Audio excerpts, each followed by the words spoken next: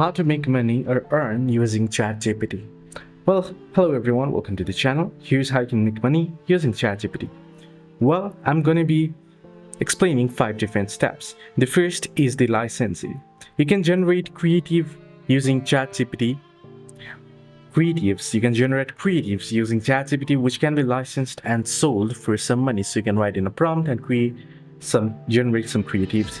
You can also, if you make podcasts, you could leverage ChatGPT's ability to write some basic scripts for you or brainstorm ideas as well.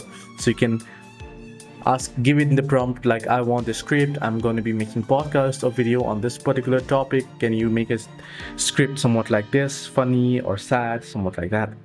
The third is the advertising.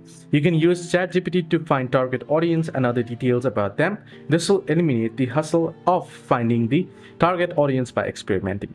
The fourth is content creation. ChatGPT can give you content ideas as well. Similarly, as it can create script, it can give you content ideas as well. If you are a blogger, you could use ChatGPT to generate the first draft of your blog as well.